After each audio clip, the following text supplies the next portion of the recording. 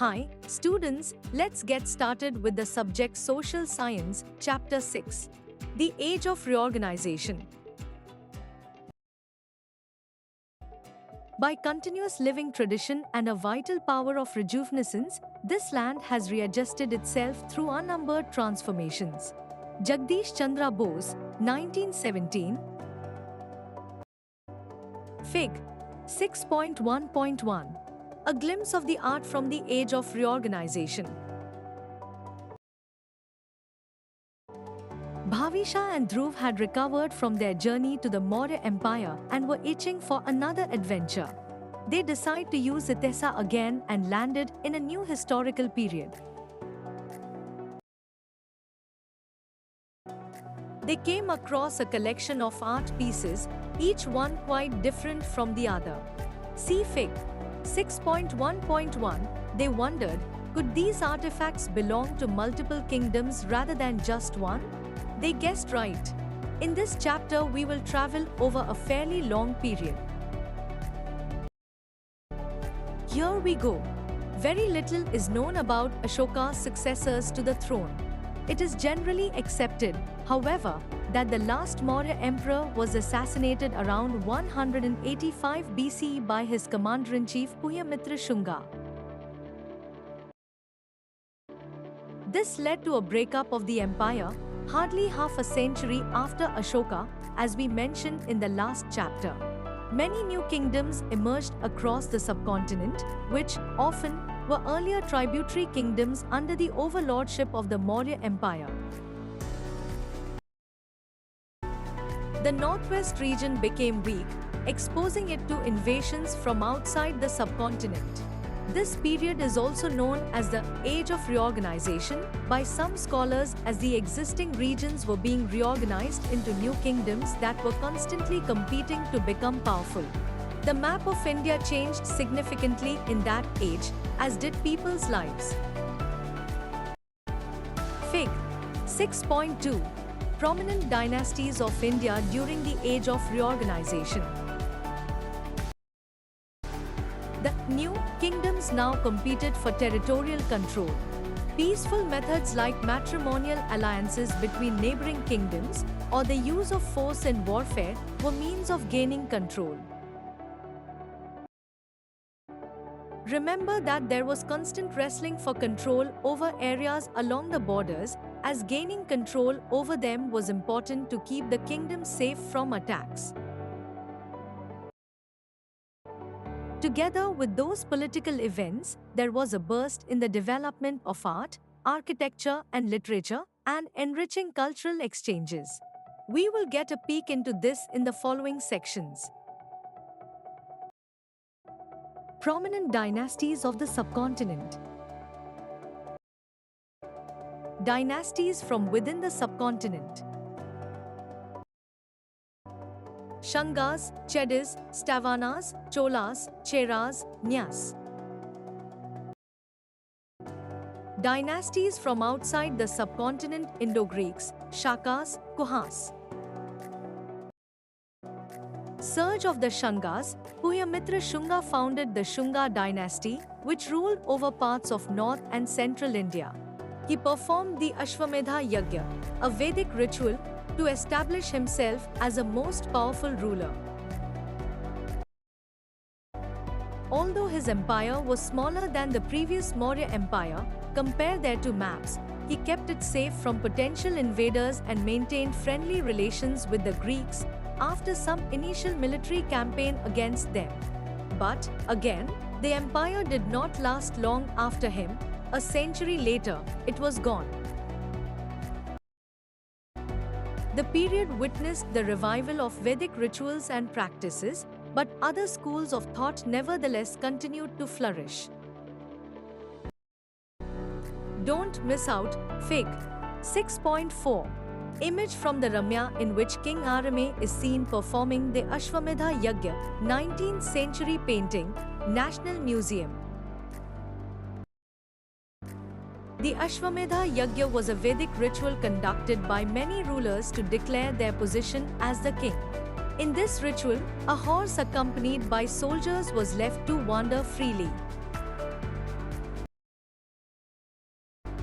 Any territory that the horse crossed unchallenged was considered to become a part of the king's empire. If any ruler stopped the horse, it led to a battle to determine supremacy. Sanskrit emerged as one of the preferred languages for philosophical and literary works. Do you recall some aspects of the Yoga Sutras in your physical education and well-being classes in grade 6? These Yoga Sutras were compiled by Patanjali during this period. The Shangas patronized literature, art and architecture.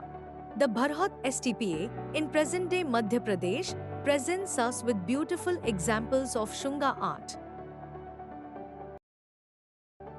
It was probably built during the time of Ashoka, but the Shangas added beautifully carved railings and reliefs depicting stories from the Buddha's life. These are considered some of the earliest examples of Buddhist art. Fig. 6.5.1 Railings at the Bharhut STPA. Fig. 6.5.2 Carving of Lakshmi on a railing. Fig. 6.5.3 A group of singers and dancers. 6.5.4 Elephants holding up the wheel of Dharma. Some Shunga contribution to art. Fig. 6.6.1 Pillar with a Greek warrior. Fig. 6.6.2 Male figure. Fig. 6.6.3 Woman with the age of reorganization child. Fig. 6.6.4 Woman with a fan. Fig. 6.6.5 A vase. Fig. 6.6.6 Female figure with hair ornaments, terracotta. Fig. 6.6.7 Royal family. Fig. 6.6.8 Bronze bangles covered with a thin layer of gold. Fig. 6.6.9 Comb of ivory. Fig. 6 June 2010 Beads of a necklace. The Stavanas. From the limited evidence available, the Shangas seem to have waged wars with many of their neighboring regions. This may have included the Stavanas, who ruled large parts of the Deccan from the 2nd century BC onward to the south of the Shunga Empire. Sometimes referred to as Andhras, the Stavanas were a powerful dynasty and their empire largely comprised of present-day Andhra Pradesh, Telangana and Maharashtra, with different capital cities at different times. The most famous were Amravat and Pratihana, Paitan. Trade and commerce appear to have flourished in the Stavhana kingdom. Fig. 6.8 A Stavhana coin bearing the image of a seafaring ship with 2 masts. Notice how the masts of the ship are prominently depicted with intersecting lines, possibly representing sails. The wavy lines below represent oceanic waters. Coins issued by the Stavhana rulers have been found in various regions of India, from Gujarat to Andhra Pradesh, India's western and eastern coasts. Indeed, many coins depicted ships, suggesting that maritime trade was an important part of economic life. The type of ship depicted on the coin above suggests advanced shipbuilding and navigation technologies. Agriculture flourished in the Krishna-Godavari river system, which provided economic stability to the kingdom. The Stavanas had active trade networks that reached as far as the Roman Empire and included an exchange of goods like spices, textiles, sandalwood, and luxury items like gold-plated pearls, ivory, etc. Imports included glass and perfumed ointments. Tolls and taxes on trade added revenue to the kingdom. Economic prosperity and a relatively peaceful political period facilitated the development of literature, art and culture. to which the Stavanas made significant contributions. Fig. 6.9. The Naneghat caves near Pune, located close to a major trade route, were used for collection of tolls and taxes and as resting places for traders. Life under the Stavanas. In the Stavhana tradition, princes were often named after their mothers. Thus, Gautamaputra Takari was named after his mother, Gautam Balashra. She was a powerful queen who donated land to Buddhist monks and had an important inscription carved in Nick, showing her influence in the kingdom. Think about it. What, according to you, could the tradition of using the mother's name at the beginning of a king's name signify? Another set of inscriptions found in the Naneghat caves near Pune, Fig. 6.9, focuses on a Stavhana widow queen who, remarkably, performed several Vedic rituals, including the Ashwamedha Yajna. The inscriptions mention Vedic gods like Indra, Chandra, and Shraya. We also get a glimpse of the queen's donations, the land, cows, horses, elephants, silver coins, and other items to priests, guests, workers, and so on. These inscriptions are in the Brahmi script and include a few numerals, that is, symbols for numbers, which, at times, resemble today's shapes, as shown below. This is one of the many evidences showing that modern numerals ultimately originated in India. Think about it. In the above series of numerals, which ones look somewhat like our modern numerals? Which ones don't? The Stavanas were devout followers of Vasudev, another name for Krishna, although they also patronized other schools of thought, which flourished during their rule. For instance, Stavhana kings often granted tax-free agricultural land to Vedic scholars, Jaina and Buddhist monks, helping them to pursue their studies and practices. Fig.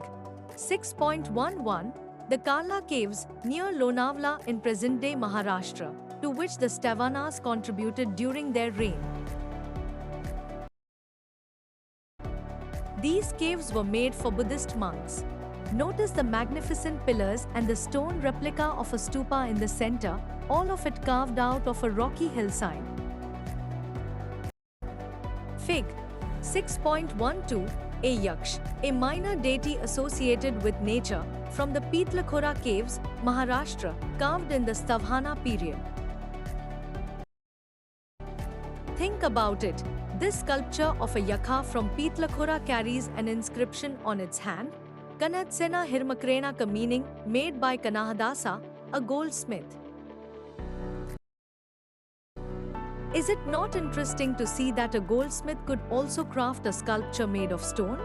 What do you think this tells us about people's professions at the time? In the 3rd century CE, the Stavhana Empire fragmented into several independent kingdoms. Several factors contributed to this disintegration, the most significant one being weak central authority, control, and a gradual economic decline. Once again, this will pave the way for regional powers to assert or reassert their dominance and establish new kingdoms. Coming of the Chedas, let us go back a little. Do you remember the Kalinga War mentioned in the previous chapter? After the decline of the Maurya Empire, Kalinga rose as a prominent power under the kings of the Chedi dynasty. Kravela, one of their main rulers, was a devoted follower of Jain teachings. He was sometimes called Bhikhurja or monking, although he respected all schools of thoughts. Near Bhubaneswar, the famous Udayagiri Khandagiri caves, likely developed for Jain monks, feature intricate panels and statues, and spacious rooms carved into the rock, showcasing the skill of the craftsmen. The design and craftsmanship of these caves make them notable examples of rock-cut architecture, a style of architecture that we will turn to in higher classes. Fig. 6.13.1 Udayagiri Caves near Bhubaneswar. Fig. 6.13.2 The Thgumph inscription. Fig. 6.13.3 Carved panel showing an image from the Ramya. One of the caves prominently displays the Thgumph inscription, written in Brahmi script, which records King Kravela's accomplishments year after year, including his victorious military campaigns and his benevolent works for the welfare of his people. Kravela also proudly declares that he created a council of ascetics and sages from 100 regions and accomplished in extraordinary virtues, respected for every act and repairer of every temple. Once again, a ruler takes pride in extending his protection to all schools of thought. This is a fundamental part of what we may call the Indian ethos. Think about it, notice the regularity of the rock-cut chambers sculpted nearly 2 millennia ago. How did artisans achieve such precision with just a chisel and a hammer? Picture yourself as a sculptor in that era, shaping stone into art with your own hands. What tools would you use? Kingdoms and life in the south. In India's southern region, this period, between the 2nd or 3rd century BCE and the 3rd century CE, saw the rise to prominence of three powerful kingdoms, the Cheras, the Cholas and the Paindya's, which often competed with each other for control over the south, while also contributing to the region's growth in trade and culture. Let's remember how Ashoka's empire stopped at those South Indian kingdoms, which he mentions in his edicts, which suggests that they remained independent even at the height of modern power. And although Kravela claims that he defeated an alliance of South Indian kings that threatened his own territory, the location of that battle is unknown and he does not seem to have invaded the southern region. Think about it. In the map given on next page, you may notice different symbols alongside the names of the kingdoms. What do these symbols represent? Think about how they highlight the unique identities of the kingdoms. Fig. 6.14 Kingdoms in the south. Note that borders are approximate and fluctuated in time. That period saw the advent of many poets whose works, collectively known as Sangam literature, defined the entire era. It came to be known as the Sangam Age. The word Sangam is derived from the Sanskrit Sangha, which translates to association and coming together, in this context, referring to an assembly of the poets. The Sangam literature, the oldest in South India, consists of several collections or anthologies of poems and is much consulted by historians who investigate the society and culture of the times. Primarily, Sangam poetry expresses with great skill and delicacy personal emotions such as love or societal values like heroism and generosity. The Cholas. The Sangams refer to three crown kings, the Cholas, Cheras and Nyas. The Cholas were a powerful dynasty that ruled parts of South India from the 3rd century BCE to the 13th century CE. The Chola king Karikala is said to have defeated a combined force of the Cheras and Nyas and established his supremacy. Silapadikaram, the Tale of the Anklet. This famous epic, composed soon after the Sangam collections, tells the story of Kagi, who lived happily with her husband Kovalan in the prosperous Chola capital city of Puhar, identified with Kveripattinam seen earlier. However, Kovalan fell in love with a dancer and eventually lost all his wealth over her. Realizing his mistake, He returned to Kagi, who forgave him. They then traveled to Madurai, the capital of the Pandya kingdom, hoping to rebuild their lives. To start anew, Kagi gave Kovalan one of her anklets to sell. However, he was falsely accused of theft and executed by the Pandya king.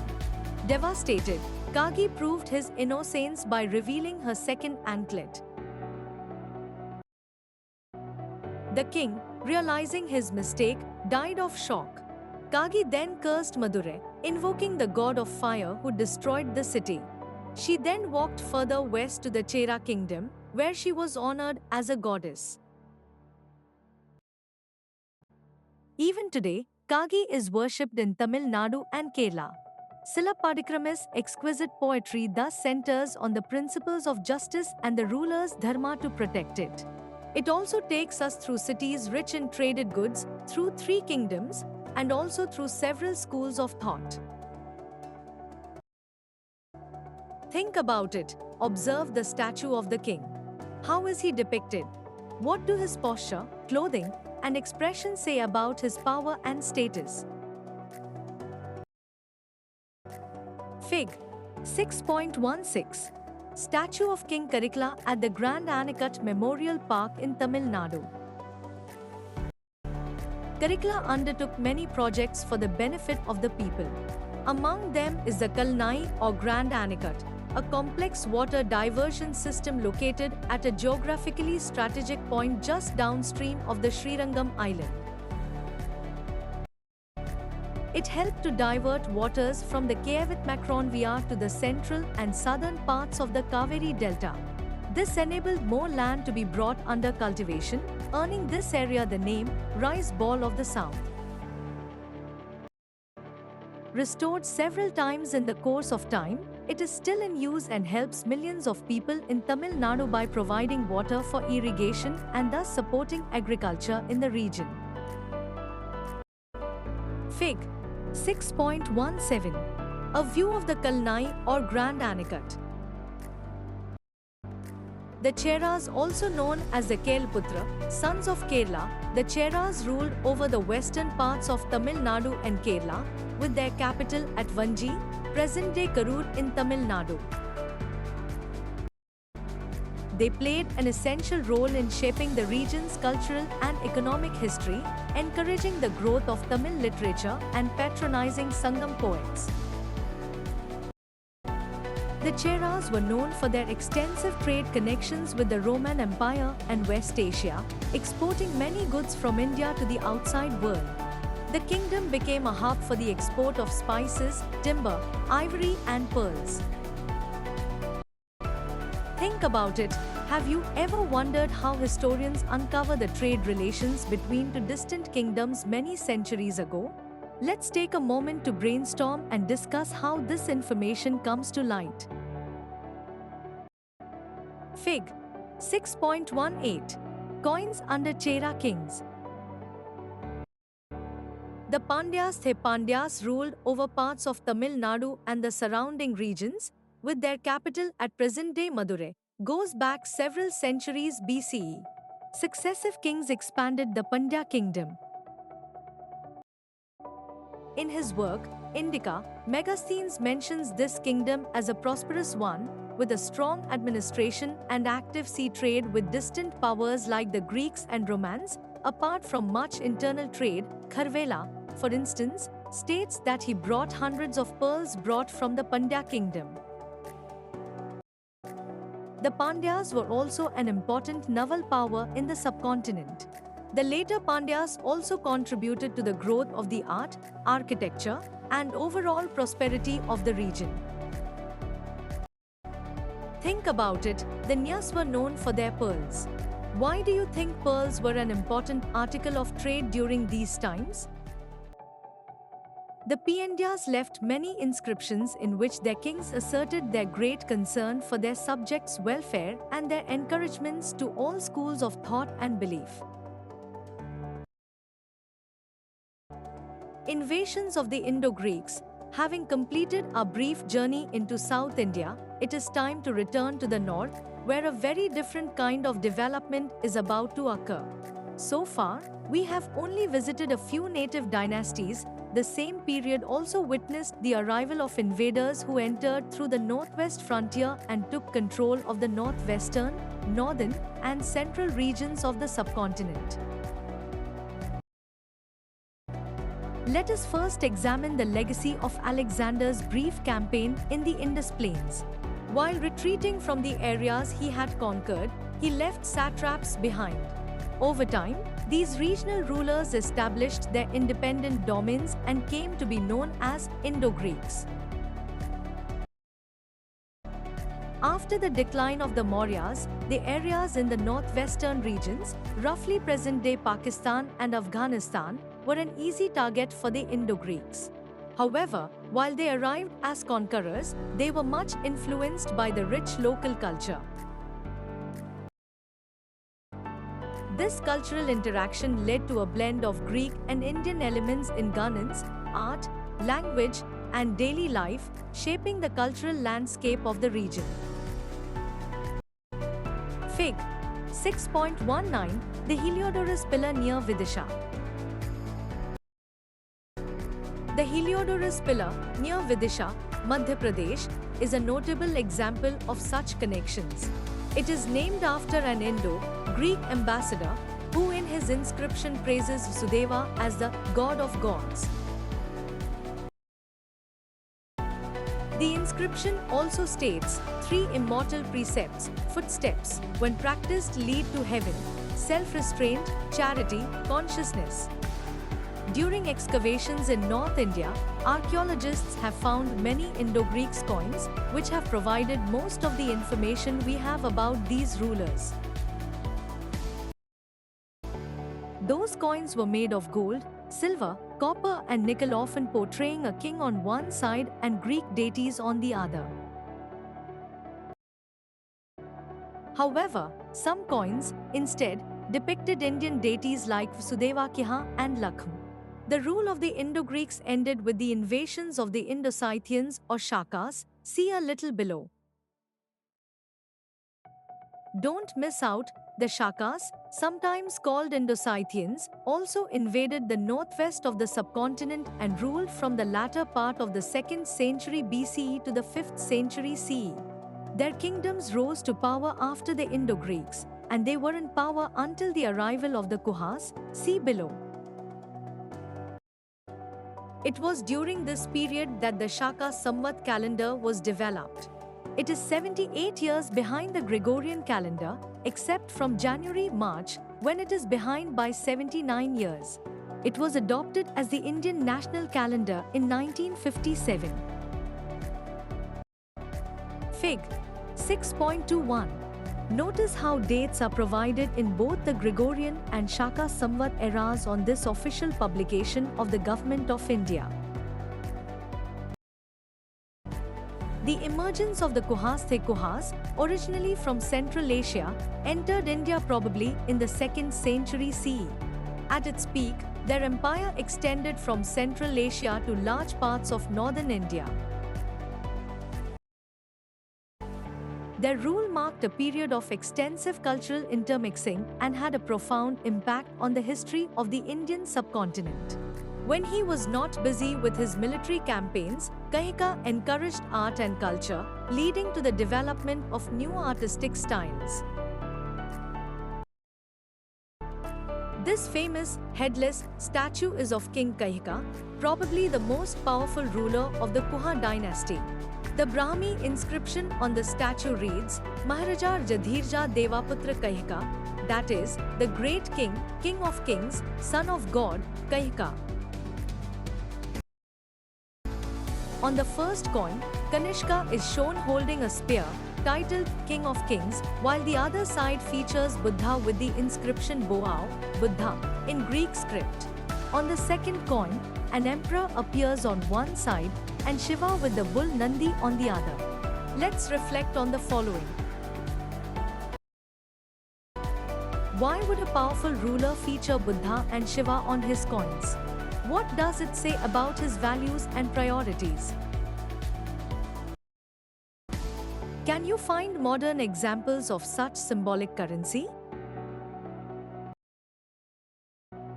The Kushnas held control over significant sections of the Silk Route on the next page, and during their reign, trade grew, connecting India with both parts of Asia and the West. Continuing the trend set under the Indo-Greek rulers, Kushna art and architecture, exemplified by the Gandhara and Mathura schools of art, are celebrated for their fusion of Indian and Greek styles.